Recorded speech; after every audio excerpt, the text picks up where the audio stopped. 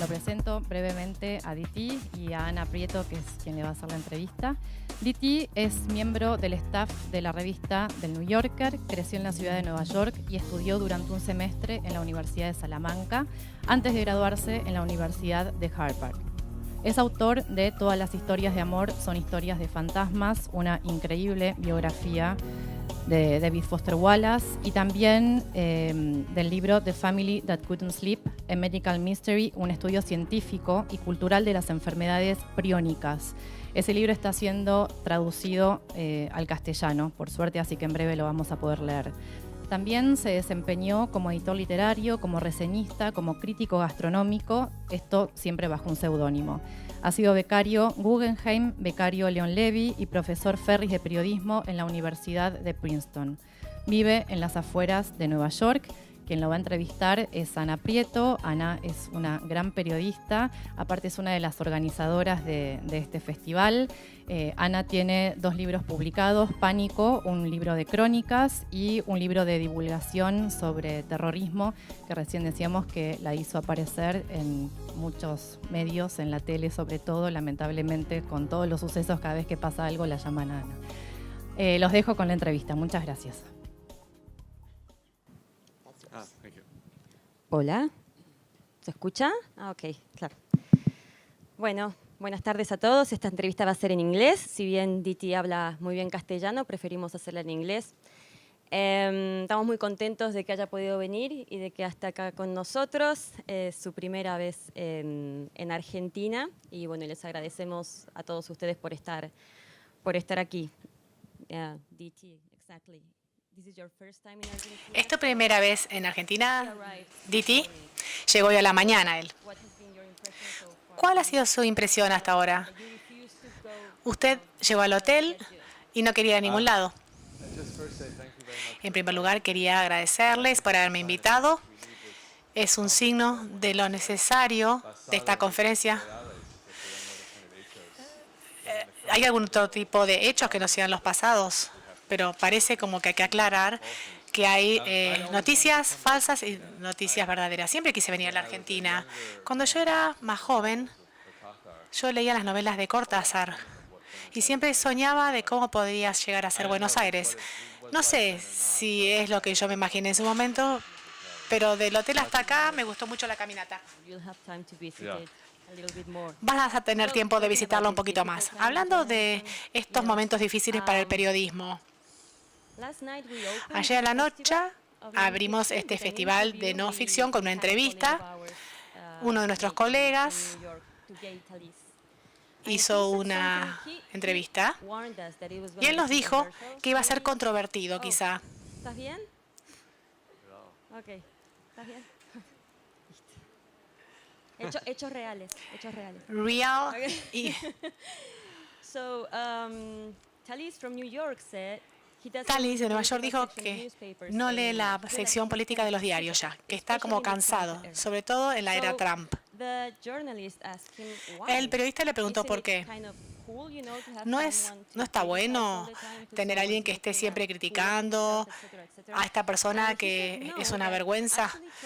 No, de hecho Trump alenta a los periodistas a ser vagos, y esto es literal. Sí, dice que Trump está alimentando a las palomas, y estas palomas al día siguiente vuelan por encima de él y le hacen caca arriba de la cabeza. A la mañana siguiente es como un ciclo, y todo el mundo se siente bien, tanto Trump como los periodistas. ¿Qué le parece a usted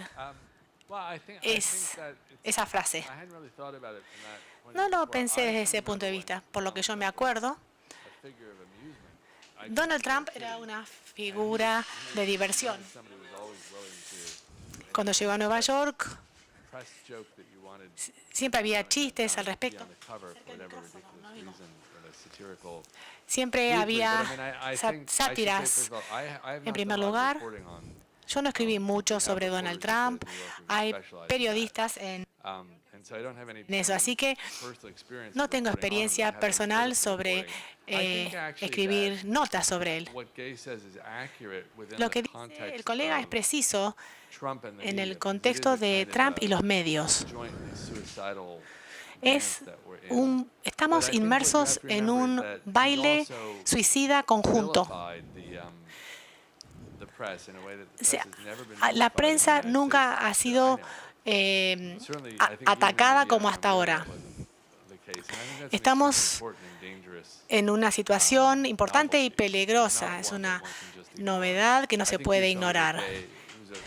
Gay fue colega del New Yorker y me dice que le parece que la sección de deportes es la más sincera, porque uno mira un partido y hay miles de personas que lo miran y no se puede mentir, no se puede decir no hizo el gol. Es interesante. Desde el punto de vista del periodismo, me parece a mí que hay dos áreas muy difíciles de hacer periodismo. Uno es el mundo del entretenimiento, de las películas, televisión, etc. Y el otro es el de los deportes. Porque yo siempre digo respecto del periodismo que la parte más difícil de entrevistar es la que ha tenido malas entrevistas en el pasado. Y todas las personas que están en esas comunidades han tenido malas entrevistas con ironía, con errores, y hay muchas expectativas respecto de cómo van a ser esas entrevistas. Yo siempre hago esta comparación. Alguien que tuvo una relación pésima y siempre esa persona después tiene miedo de volver a entablar una nueva relación. Entonces me parece a mí que son dos áreas difíciles en las cuales trabajar.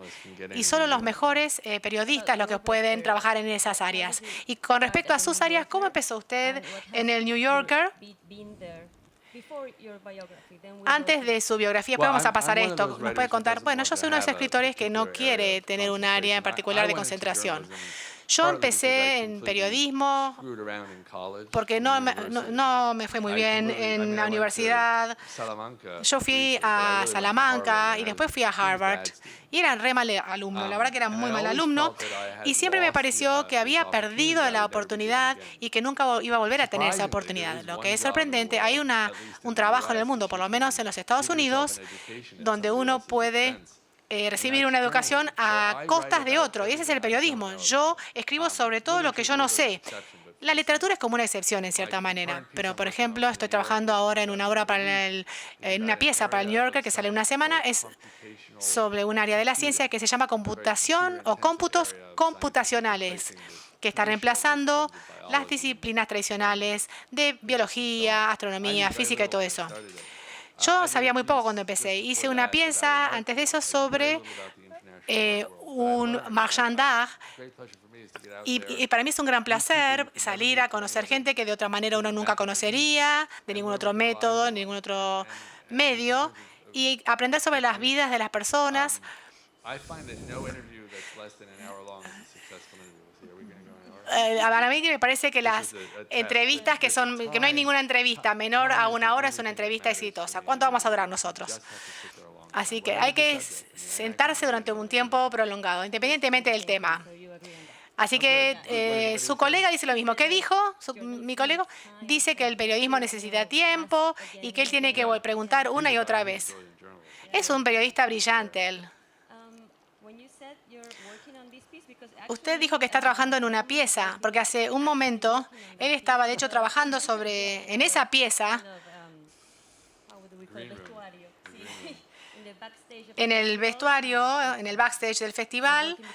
DT estaba trabajando porque le hicieron una verificación de hechos a su artículo y el editor estaba hablando con él y necesitaba tiempo para arreglar algunas cuestiones. Respecto de esto computacional que suena como muy difícil de escribir, ¿no? Algo al respecto.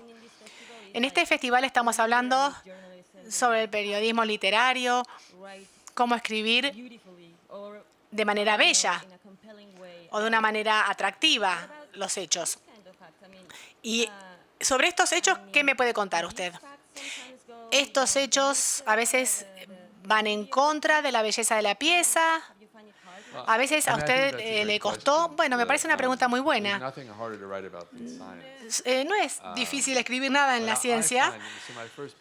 Mi primer libro tenía que ver sobre el prión, que es un tipo de proteína. Y ustedes ya se están durmiendo. Perdón, no quería que fuera demasiado alto para la traductora. Es una proteína que tiene una vida muy extraña. Se puede tornar infecciosa. Si les interesa la medicina, dirían, bueno, que es imposible porque las proteínas no pueden ser infecciosas. Pero bueno, empezó como algo que era medio ciencia y medio gente que estaba muy interesada en la ciencia, y al final el 90% de las personas eran las personas interesadas y 10% eran los científicos. Y el editor me dijo, es sobre una familia italiana que contrae esta enfermedad que es un insomnio fatal. Y yo mismo, yo no sabía cómo hacer ciencia, era muy difícil hacer ciencia como cualquier otra cosa en el mundo. Del momento político actual es lo mismo, pero históricamente la política en los Estados Unidos ha sido muy aburrida en los Estados Unidos, salvo en la época actual. Siempre están los dos partidos políticos cuya política son casi la misma, ¿no? Pero es todo un desafío también escribir algo interesante. O sobre esta pieza que estoy escribiendo ahora, por ejemplo, es un proceso que no es físicamente notable, y cómo hacer eso de manera interesante. Uno lo escribe una y otra vez, le pide a la gente que lo lea. Cuando yo escribo un artículo de ese tipo, le pido a colaboradores que me den sugerencias sobre cómo redactarlo. A veces funciona y a veces no funciona.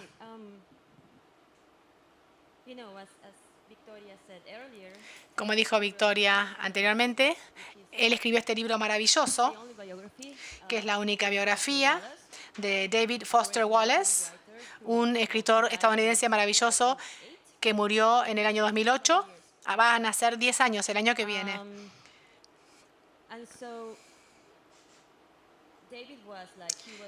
David se lo nominó el escritor más importante de su generación. Él fue realmente un boom literario y todo el mundo en el país se hablaba de él, la gente. Su novela más famosa es La broma infinita. Quizá la tuya sea otra, la tuya favorita me refiero, ¿no? Vamos a hablar de esta más adelante. Cuando empezó a hablar sobre la elaboración del perfil de David Foster para The New Yorker, bueno, en realidad él ya había fallecido cuando yo empecé con su perfil. Yo escribí una pieza que era un perfil retrospectivo, o sea, ¿los perfiles son de personas vivas, según lo entiende usted? Bueno, la idea de un perfil, por ejemplo, si uno piensa en la palabra, es interesante.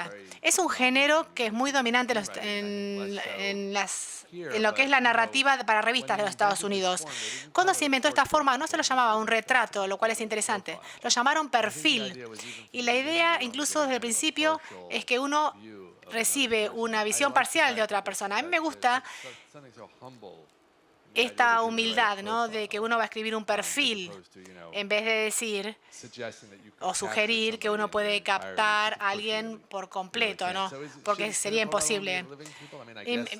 Si uno puede escribir un perfil sobre personas vivas, sí, pero si vos insistís que se puede escribir un perfil sobre una persona fallecida, admiraría tus habilidades, pero no me pelearía con vos. Yo diría que sos muy corajuda. Entonces, el perfil tiene que ver con tener acceso y hablar con la persona.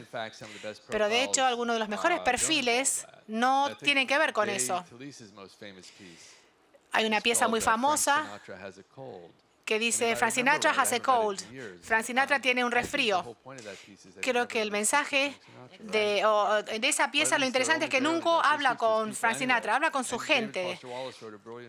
Y David Foster Wallace escribió una pieza sobre Roger Federer, el tenista. No diría que es un perfil, pero bueno, en la revista cumplió con ese propósito, ¿no? Yo creo que solamente hay 2 citas muy cortas de Roger Federer, porque uno de los puntos implícitos que está denunciando David Foster Wallace es que Roger Federer es aburrido cuando no está en la cancha. Y una de las maneras de mostrarlo es no citándolo. Así uno va en contra de lo que uno hace mejor.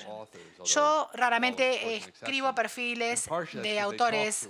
David Foster Wallace es una excepción.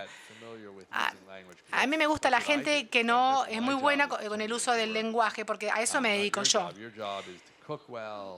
Por ejemplo, me gusta enfocarme en gente que cocina bien o que son buenos marchandajes o que se enfocan en el estudio de enfermedades de la médula espinal. Así que me pongo nervioso con los otros escritores porque hay una competencia de quién va a ser el dueño de la narrativa. Así que este fue un gran desafío. Bueno, ya en ese momento no podía ser dueño de la narrativa a menos de que fuera en forma póstuma. En todas las historias de amor son historias de fantasmas, yo hago citas de su narrativa. Él escribía de manera brillante. Es como alguien que está haciendo surf y recibe el poder de la ola. David Foster Wallace tiene esa prosa que me apoyaba y yo iba a decir, ¿por qué no le iba a incluir? ¿Ha tenido acceso a su material muy privado? Bueno, cuando David falleció en el año 2008, él se suicidó. Toda esa tristeza y las heridas estaban frescas, eran heridas abiertas entre sus familiares y amigos. Entonces, cabe decir que lo último que uno quería ver era un biógrafo. Pero bueno, esta era una situación de un periodista o de un biógrafo. Uno no siempre es la primera persona que uno quiere ver, ¿no? Es difícil. Cuando uno es niño, uno aprende que tiene que ser bien recibido en todas las mesas donde uno va, ¿no? Uno va a la primaria y todos los chicos populares están sentados en una mesa y uno se pregunta si debería ir a sentarse a esa mesa. Cuando uno es muy joven, uno aprende que quizá no sea mejor sentarse en esa mesa. Entonces, el periodismo tiene que ver con conquistar esas ansiedades de no sentarse en las mesas donde no te van a recibir con beneplácito. El tipo de periodismo que yo hago es distinto de ir a la Casa Blanca. Yo lo he hecho, ¿no? Pero es distinto de ir a la Casa Blanca a entrevistar a personas que tienen muchísimo poder. La gente que yo entrevisto tienen como un poder cultural, un poder blando. Son famosos en sus campos, quizás son top en sus campos, pero no son personas que si ingresan en esta sala ustedes conocerían, probablemente ni los conocerían ustedes. Y me gusta eso, porque yo hice un perfil de un Magnus Carlsen, que es el jugador de ajedrez más importante del mundo. ¿Quién lo reconoce a esta persona cuando si ingresara en la sala? ¿Alguien? Ah, bueno. Es la proporción más o menos habitual para la gente de la que yo escribo, ¿no?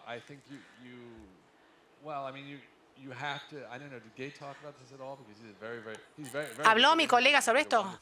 Él escribió un libro maravilloso que tiene que ver con ser un voyeur. Él puede contar su propia historia, ¿no? Pero él escribió un libro que es ser amigo del dueño de un motel donde se recortan círculos en el techo y se observa a las personas que están en esas habitaciones de los moteles. Y yo cuando leí su libro dije, esto es una metáfora de lo que hacen los periodistas, ¿no? Como que hacemos un agujero en el techo y observamos hacia abajo. En ese caso en particular de David Foster Wallace, yo lo que aprendí rápidamente es que él había dejado sentimientos complicados. Eso es habitual en las personas que cometen suicidio, pero la gente estaba curiosa sobre quién era esta persona en realidad. Eran como dos personas diferentes. Entonces, no había un archivo. La gente me dio sus cartas y me dicen, habrás ido al archivo y habrás trabajado ahí. No, yo en realidad no voy a archivos. Yo en las bibliotecas me pongo muy ansioso. Son muy formales, muy silenciosas, muy académicas. No es un talento mío sentarme en los archivos nacionales, pero la gente me dio las cartas porque pensaban. Ellos querían enterarse y como para poder lograrlo tenían que poder dar para poder recibir. Para avanzar con estas cartas un poquito. Ellos lo querían entender de cierta manera, o sea que estaban dispuestos a prestarle a usted su material como algo colectivo, ¿no? Sí. Sí, es cierto eso, en esencia. Tiene que confiar en que uno va a hacer un buen trabajo. Es un proceso largo y complicado ese. Yo no empecé en el New Yorker. Soy periodista había sido periodista hace 15 años antes de haber escrito mi primer artículo para el New Yorker. Y la gente me conocía levemente. Yo no conocía a David, pero sí conocía a mucha gente de su círculo. No lo hubiese podido hacer yo. Si hubiese entrado, hubiese dicho, voy a escribir una biografía de David Foster Wallace, dame tus cartas. Hay una manera de acercarse a la mesa con los chicos populares, ¿no? Y hay una manera en la que no se debe acercar uno a la mesa de los chicos populares. O sea que David era muy famoso cuando falleció. Quizá él no estaba pasando por su mejor periodo. Él estaba terminando una novela de Pale King, El Rey Pálido, que se publicó después de su muerte. Usted iba a escribir un libro. Había un libro que era muy esperado por los seguidores. ¿Entró en pánico usted? Sí, lo hago todo el tiempo eso. Mi estado de reposo es pánico extremo. En primer lugar, no sé cuán conocido es David Foster Wallace, pero cuando falleció no era tan famoso. Él había sido más conocido cuando se publicó su libro, La broma infinita. Ahí él cobró mucha fama. Les pido disculpas por no tener un conocimiento comparable sobre Argentina. Pero cuando Ana dice que David Foster Wallace era famoso, estamos hablando de un grupo muy pequeño de lectores. Es un país de 300 millones de habitantes. La primera novela exitosa vende 7.000 copias, 10.000, 12.000 copias. Estamos hablando en realidad de un subgrupo que son elaboradores de sabores, ¿no? Y les interesan cosas que no les interesan a la mayoría de los estadounidenses. Pero era una persona muy respetada y su fallecimiento revitalizó su reputación e interés de maneras complicadas. Y yo reconozco que yo desempeñé un papel importante en ese proceso, si bien no fui el que lo lideró. Él era joven, tenía unos 45 años. Había un sentido extraño entre los escritores estadounidenses de que habían perdido al mejor escritor. Nadie de su suicidio, nadie hubiese dicho eso o pensado eso. Su escritura confundía a las personas, incluso a los mejores lectores estadounidenses. A medida que surgieron los detalles de su vida, yo creo que si hubiese vivido una vida completa, la gente no se hubiese dado cuenta de ese aspecto tan puntual de su narrativa. Entonces, para seguir el espíritu de este festival, vamos a hablar de la no ficción no basada en hechos reales. Vamos a hablar de eso. ¿Es posible hablar de la no ficción de Wallace sin hablar de su ficción? David era un escritor de ficción entusiasta y era un escritor de no ficción menos entusiasta. Él tenía como un don medio raro para la no ficción y no confiaba en ese don. La ficción era difícil para él, sobre todo después de su primera novela. A él la no ficción no le parecía difícil. Nunca se la tomó con mucha seriedad. Él necesitaba dinero durante gran parte de su vida. Él necesitaba hacer algo cuando no estaba escribiendo. Una manera de liberar su ansiedad era escribiendo cartas. Y yo fui el beneficiario de eso porque él escribió cartas maravillosas. Y si hubiese puesto toda esa energía en un libro, hubiese sido bastante notable. Pero otra forma de liberar esa necesidad de tener presencia en el mundo era escribiendo no ficción. Yo creo que la no ficción es muy buena. Yo enseñé parte de esa no ficción. Puede tener muchas funciones. Yo soy periodista que trata de escribir bien, pero no invento. y sobre todo no en el New Yorker. Él no escribía para el New Yorker, él no hubiese podido escribir para el New Yorker. Yo no sé si han leído alguna de sus obras o de sus artículos. Hay una pieza maravillosa que recomiendo que consigan de inmediato que tiene que ver con un crucero por el Caribe que se llama algo supuestamente divertido que nunca volveré a hacer. Es un libro sobre no ficción, maravilloso. Fue un pedido para una revista que él escribió y en ese artículo probablemente haya cosas que no son ciertas. Yo no soy detectivo que anda persiguiendo la no ficción de David Wallace. No me importa mucho si era cierto o no lo que él escribía. Pero muchos de los mejores momentos de ese artículo que él escribió, quizá no todos, pero muchos, fueron como masajeados, embellecidos, retocados. No del todo inventados, pero yo no hago eso. Esas no son las reglas que yo sigo. Él escribía en una forma distinta. Él escribía en una forma que permitía, en cierta manera, esa libertad, ¿no? Yo no creo que a él le hubiese gustado este tipo de conversación. Más adelante en su vida, él pensaba que se había salido con la suya y escribió cartas a sus amigos diciéndole, bueno,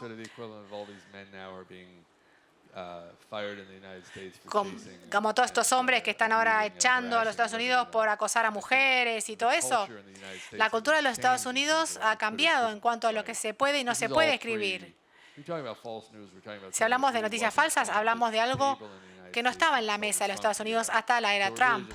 Estamos hablando de si la no ficción en el idioma inglés tenía que ser precisa. Y yo creo que con las décadas las reglas se han tornado más estrictas. Yo tengo un amigo, un editor, que habla de la no ficción de los Estados Unidos, que dice que no puede confiar a nada antes de 1970, porque no estaban las reglas.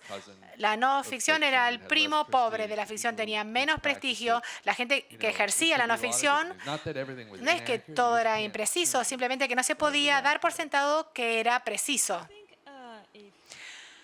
¿A usted le parece? Estamos especulando, ¿no? Si él estuviese vivo, algunas de sus obras de no ficción ¿serían políticamente incorrectas si se publicaran hoy? Hay algunas cosas que los periodistas ya no dicen porque daña los sentimientos. Yo iba a pedirle a usted que me diera un ejemplo, quizás ser sumamente crítico. En el libro sobre el crucero, él se sentía muy culpable porque compartía la mesa, la misma mesa, con las mismas personas y estaba lleno de personas mayores este crucero, ¿no? Era un crucero para gente de la tercera edad. Y él compartía la mesa con una señora mayor divina que le mandó tarjetas postales y ella le decía, por favor, mándeme la pieza o la obra cuando la publique. Y él la describe a esta señora como horrible. Y yo leí una entrevista donde él se sintió mal porque ella se sintió así. Ella nunca más le volvió a escribir una tarjeta, entonces se habrá dado cuenta de que él le parecía horrible. Pero era la verdad, dice él. Ella tenía todo el aspecto. Parecía como un hombre con sombrero. Como el actor de The Honeymooner. Y en la entrevista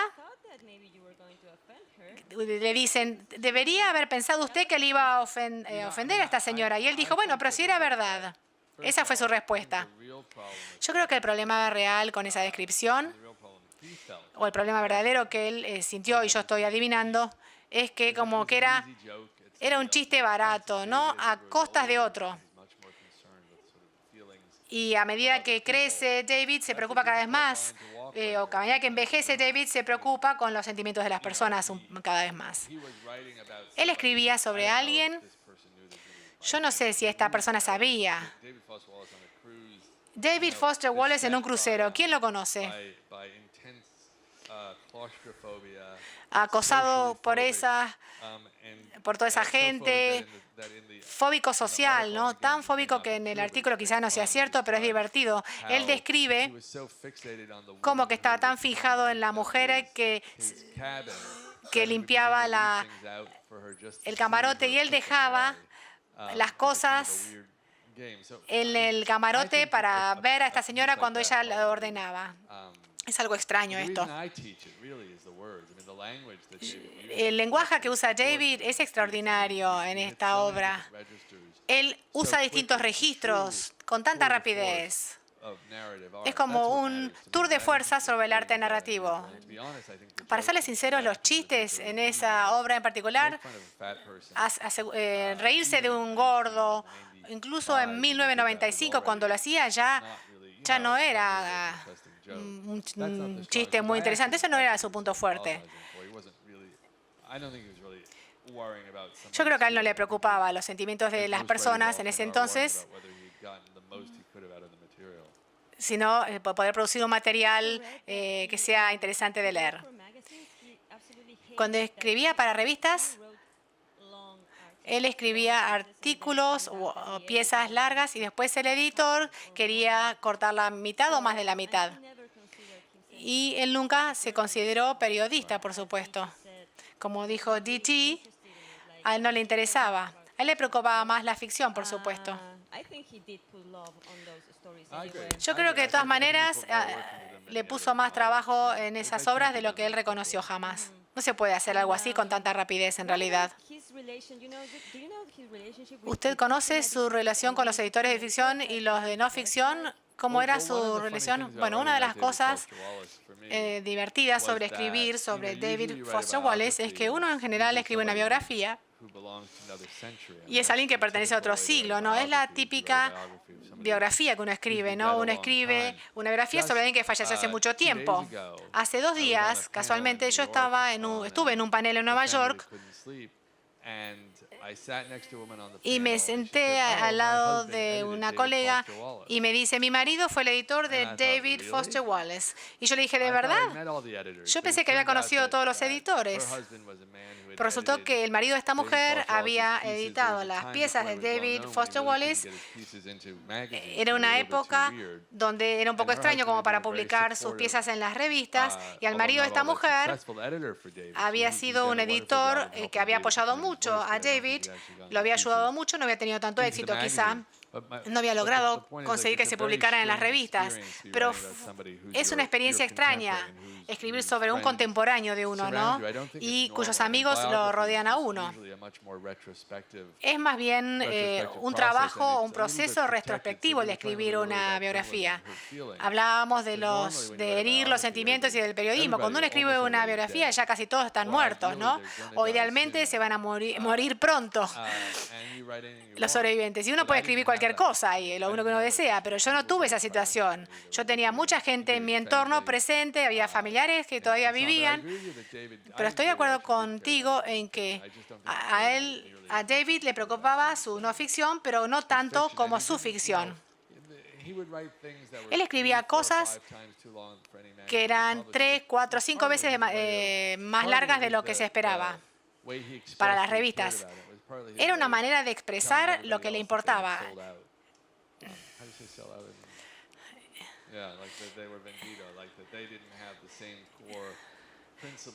Es como decir que la editora no compartía los mismos principios de perfección que él tenía, diciéndole de manera implícita que no se podían sentar en la misma mesa porque no compartían los mismos valores de honestidad.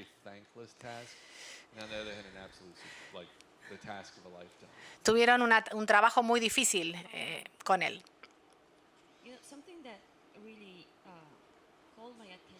Algo que me llamó la atención cuando leí su biografía es la última página, cuando usted describe sobre su suicidio. El libro termina con el suicidio de David Foster Wallace de una manera sobria.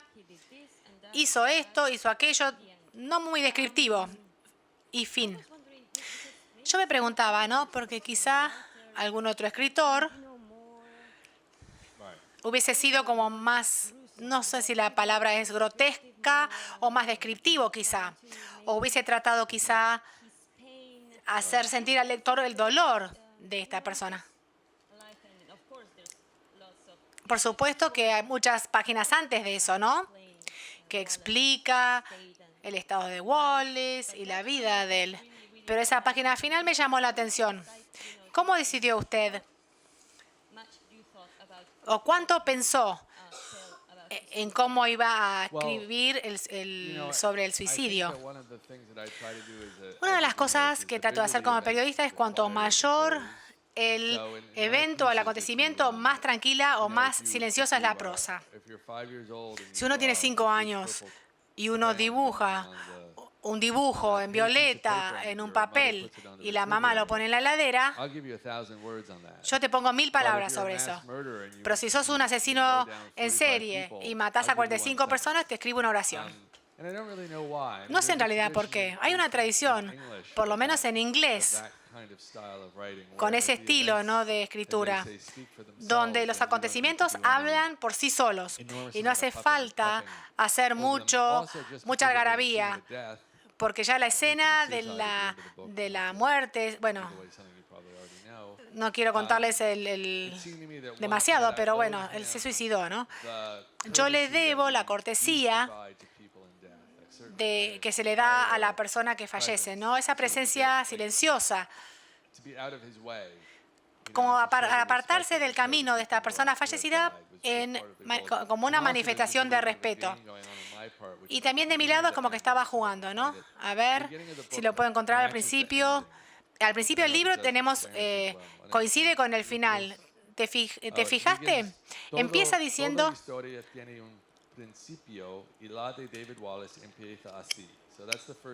Esa es la primera oración. Y la última oración creo que la mantuvo. Tenemos las dos partes del libro que se comunican entre sí. Nadie hubiera querido para él este final, pero fue él que él eligió.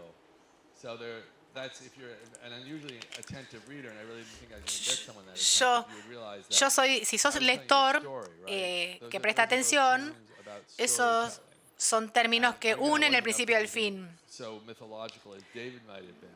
No quería ser tan mitológico como hubiese sido David, pero sí quería que ustedes entendieran que es una historia y yo estaba controlando la historia y que ustedes confían en mí por la precisión de la historia, pero yo les estaba contando una historia. Qué bueno. Él tiene un discurso muy famoso que dio en una universidad 3 años antes de cometer suicidio, de suicidarse, que se llama This is Water. Esto es agua. Es un discurso, es una pieza muy breve en realidad.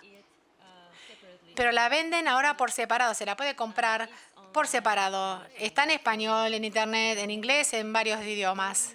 Dicen que es una pieza o que es una obra muy inspiradora. Creo que era un foro, no hay que tomarlo con mucha seriedad, pero había fans de David Foster Wallace que se quejaban de cómo iba a hablar él de esas cosas, cómo iba a decidir qué pensar y por qué nos hizo esto ¿por qué nos hizo esto? ¿Por qué se suicidó? Yo sé que él tenía una depresión clínica muy severa. ¿O la gente le ha preguntado esto a usted o le han planteado este interrogante? La pregunta sería, ¿cómo alguien que puede escribir algo tan inspirador y algo tan lógico como esto es agua puede pasar a ser algo tan alocado, ¿no? Es una persona que sufrió de una gran depresión y también consume mucha medicación. La respuesta más seria es que solo una persona que puede terminar la vida así podría haber escrito algo como esto es agua o this is water. Cualquiera puede escribir un cliché. Y Esto es agua, está lleno de cliché. No es una obra cliché, pero está llena de clichés. Cuando él la escribió, le dijo a su mujer que ella debería estar detrás de él y hacer algún baile porque era como muy tonto. Siempre subestimaba estas cosas porque le surgían con mucha naturalidad. La verdad que conviene leerlo. Es un texto corto. Está hecho para ser robado de Internet. Todos lo deberían leer. Odio cuando la gente saca todo de Internet, pero bueno, la verdad que se puede digerir en un tiempo muy breve. Léanlo, la verdad, se los recomiendo. Van a encontrar algo, por más que digan, sí, ya lo sabía, no hay nada nuevo acá, sí que hay algo nuevo. Preguntas del público. ¿Aceptarías algunas preguntas del público? Maybe, but before, one last question. In a recent interview, En una entrevista reciente, antes de pasar a las preguntas del público, de Luciana Mantero, que fue publicada en La Nación, antes de su llegada, usted dijo que la no ficción iba a durar más que cierta ficción. ¿Puede dar algún ejemplo de obras de no ficción que usted admira, que sean clásicas? Sin lugar a dudas. No conozco si están traducidos estos libros, probablemente sí. Un libro es un libro de Janet Malcolm que se llama The Journalist and the Murderer, el periodista y el asesino, que tiene que ver con periodismo activo. Es hermoso desde el principio hasta el final. Y es súper placentero.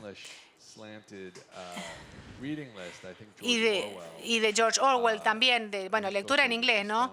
Los libros de George Orwell son maravillosos. Su no ficción, como Sin un centavo en París y Londres, su homenaje a Carl Jung es maravilloso, mucho más interesante que las novelas de él. No se me ocurre una novela tan interesante sobre la Guerra Civil Española como esa obra. Gracias. ¿Tienen preguntas? ¿Alguien para el público? Aquí tienes y podemos pasar al micrófono de David. Buenas tardes. Me gustaría saber que nos diga, después de muerto, qué lugar ocupa Wallace en la literatura norteamericana, en la narrativa, por un lado, y en la non-fiction.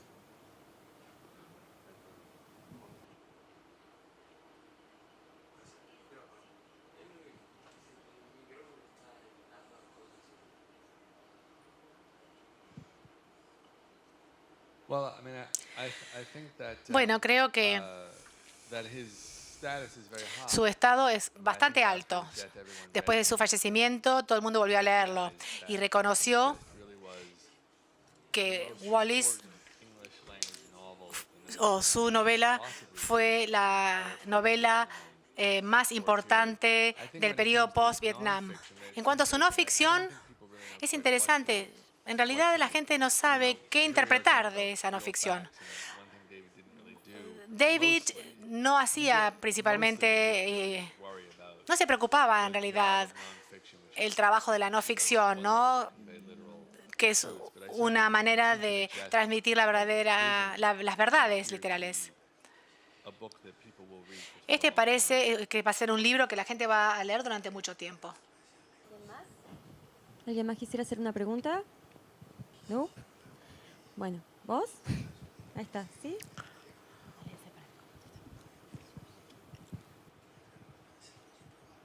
En español porque hay demasiados testigos. En el New Yorker tiene mucho tiempo para preparar algunos artículos, supongo, pero siempre hay una circunstancia.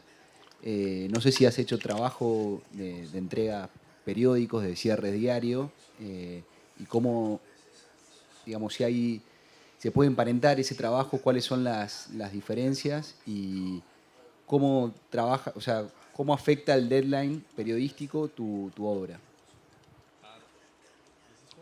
¿Funciona? No suena igual. Yo no trabajé siempre en el New Yorker. El New Yorker Es como una cama de plumas enorme, con las almohaditas todas súper lindas, con muchas almohadas. Estoy exagerando, porque en realidad el periodismo no es una cama de plumas, pero ciertos aspectos, ¿no? Es que tiene todos estos almohadones confortables y te traen el caviar y te preguntan si querés agua con gas o sin gas. ¿Entienden? No siempre estuve ahí yo, ¿eh? Estuve en otros lugares también trabajando. Nunca trabajé para alguien con quien no quería trabajar. Nunca trabajé para nadie a quien no le interesara la verdad. Pero sí trabajé en lugares donde había que hacer cosas rápidas, ¿no? Y todavía lo puedo hacer. Yo vengo de la tradición del semanario rápido. Yo tenía una columna, ¿no? Una columna semanal. Y la columna, supongo que usted es periodista, ¿no? Por la pregunta que hace. La columna para mí es lo más difícil que uno puede hacer, porque uno nunca termina. Es como tener la cabeza debajo del molino y cuando te pasa te golpea, ¿no? La parte del molino en la cabeza. Por más que uno tiene una semana, yo lo producía un día o dos antes de la fecha de impresión. Porque eran las noticias que nos importaban.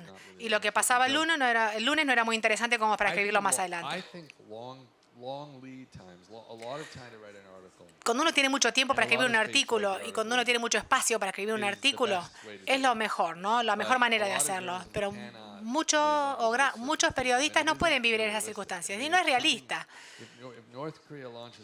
Si Corea del Norte lanza un misil, uno no va a leer el primer artículo después de un mes. Uno lo quiere leer a la mañana siguiente. Así que los dos tipos de periodismo son valiosos.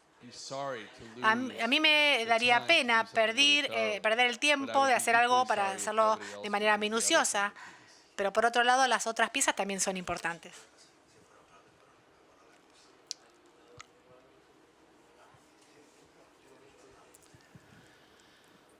Buenas noches. Claramente tenía claro, perdón, la redundancia, es evidente que tenía claro la importancia de la figura que acababa de desaparecer cuando muere, pero que al mismo tiempo no era una figura tan conocida. Al encarar esa biografía, ¿buscó terminar de construir ese personaje para que alcanzara la altura casi mítica que tiene ahora? ¿O trató de evitar eso y que no se convirtiera en una cosa mítica? Es decir, ¿cómo trabajó eso en la investigación, en la construcción de esa biografía para que no fuera una figura simplemente mítica?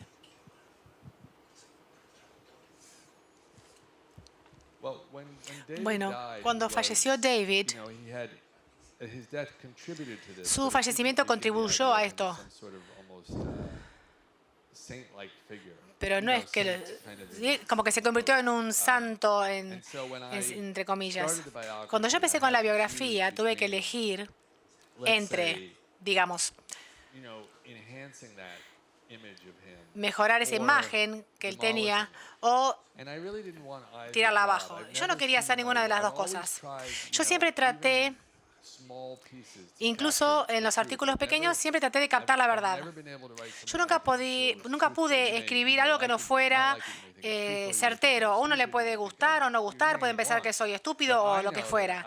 Pero yo lo que sí sé es que yo no puedo escribir algo que no me parezca certero, ¿no? De acuerdo con los hechos. Entonces, cuando empecé, yo entendí claramente que para mí como escritor lo que era más interesante sobre David no era el periodo en el que él se convirtió en una persona que era perfecta de alguna manera, sino esa lucha para llegar a ese momento. Entonces, inevitablemente eso llevó la atención sobre cosas que la gente no conocía.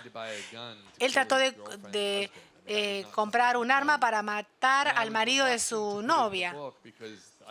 Y yo no lo quería poner eso en el libro porque lo que la gente va a pensar es, ¿sabían que David Foster Wallace había hecho eso? Que nadie lo tomaría como algo serio, nadie lo iba a entender, porque iban a pensar que era como un esfuerzo mío por tirar abajo a alguien a quien yo le tenía envidia. Pero por otro lado, también el punto de vista tenía que demostrar lo difícil que era para él no demostrar la persona que él era.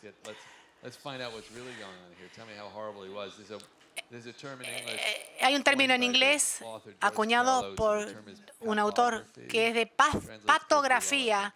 Patografía es este término acuñado por un colega. Yo no iba a escribir una patografía, tampoco iba a escribir...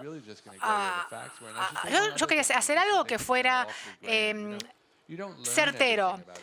Uno no aprende todo sobre una persona cuando uno escribe sobre esta persona. La gente oculta cosas, la gente se siente renuente a hablar con uno, miente. Todo el mundo que está en periodismo sabe esto, ¿no? Uno siempre tiene es como un barco en aguas turbulentas, ¿no? Tratando de llegar a puerto. Yo no quiero decir que David Foster Wallace es el único David Foster Wallace que ustedes se pueden imaginar. Yo quise escribir un libro que fuera como más, que animara a la gente. Como ustedes tienen Alcohólicos Anónimos acá, ¿no? Yo no quería que fuera un libro como de Alcohólicos Anónimos. No satisfizo quizá las necesidades de los lectores, pero sí las mías.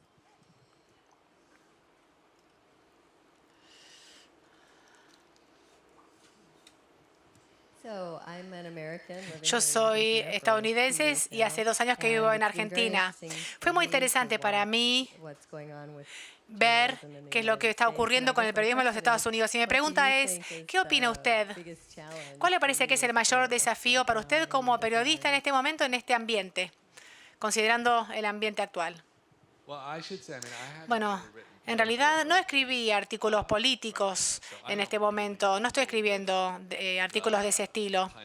Así que no tengo que lidiar con ese torrente de ausencia de verdad que sale de la Casa Blanca.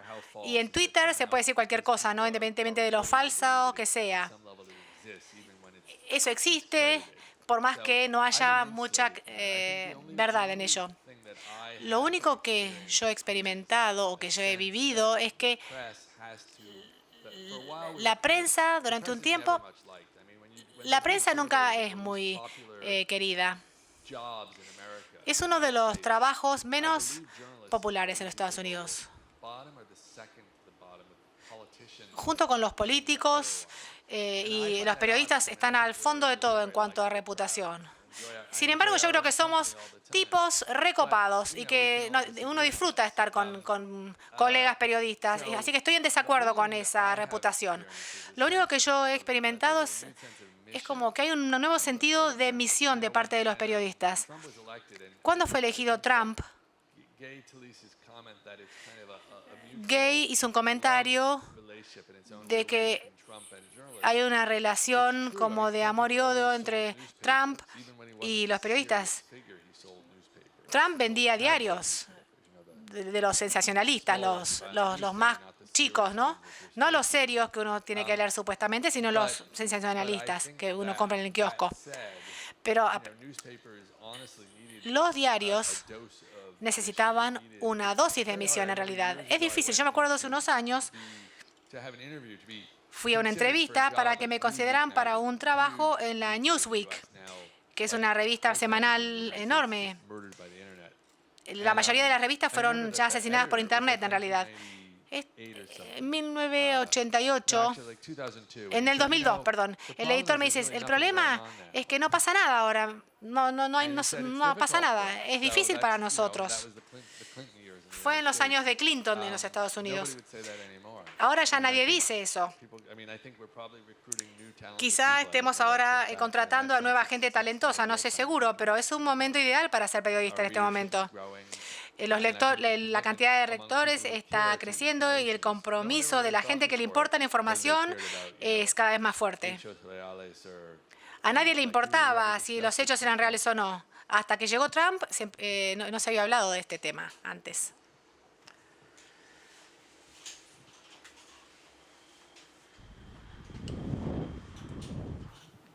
Hola, ¿cómo estás? Mi consulta era en relación a los perfiles periodísticos, o sea, entender cuáles eran los elementos claves de un personaje o de una personalidad que te permiten pensar que ahí hay un perfil y que es posible contar algo más que solo un personaje conocido.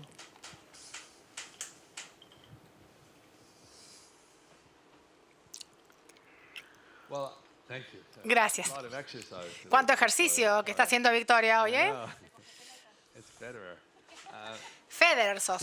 So I mean, I think so. The question is what makes La a pregunta profile, es, and I think actually ¿qué there's two answers to hace that. falta I para think un perfil? Hay actually, dos respuestas en I've always realidad. believed this, Yo that siempre creí everybody esto. has a profile. Todos That there's no person on this planet tienen su perfil. No hay ninguna persona en este planeta sobre quien yo no podría escribir. interesting or not beyond the Quizá circle, a more complicated si va a ser question. interesante o no, más allá de un círculo, bueno, es una pregunta más complicada. Pero yo creo que cada ser humano Demonstrate their humanity in interesting and distinctive demuestra su humanidad de maneras interesantes y distintivas. Tiene que ver con pasar tiempo con esa persona. No es una respuesta profesional.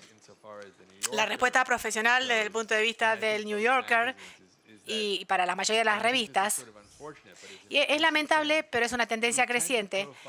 Hacemos perfiles generalmente de los exitosos, de los que son capaces, que tienen esa capacidad inusual.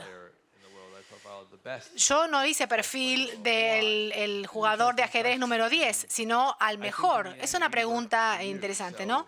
Nosotros trabajamos para ustedes y los lectores quieren leer un artículo del mejor jugador de ajedrez y no de uno de los peores. Wallace escribió David Wallace escribió un artículo maravilloso sobre un jugador de tenis de Michael Joyce, o Michael, bueno, no me acuerdo bien quién era, el tenista, pero, era el número 23 en el ranking y nunca iba a ser el mejor, pero de todas maneras era mejor que cualquier otro en esa disciplina para los lectores. Yo creo que el tenista le dijo a David que David no lo quiso imprimir y los editores no lo querían imprimir y por eso la mataron la pieza esa y no la publicaron nunca. Yo aliento a la gente a que se interese. Hay muchas cosas en el mundo más allá de lo que vemos por internet que cambia todas las reglas de lo que podemos y no podemos hacer y abre muchas oportunidades artísticas. Hablando de plazos, uno puede fijar sus propios plazos para escribir en la web. La creatividad no tiene límites. Bueno, antes para la web. de cerrar la mesa, queríamos decirles que los libros de David Foster Wallace, de los que hablamos aquí, el crucero, está en la librería en el primer piso, basado en hechos reales. Y desafortunadamente la biografía de D.T. en Argentina está agotada. Estábamos esperando un nuevo envío porque se reimprimió en España y no llegó. Llegará. De todas maneras se puede adquirir en Amazon, ahí llega. Y también está en ebook. Ahí está en ebook, tanto en español como en inglés. Muchísimas gracias, D.T. Daniel Thomas es el nombre de verdad. Gracias. Gracias a ti. Gracias a ustedes.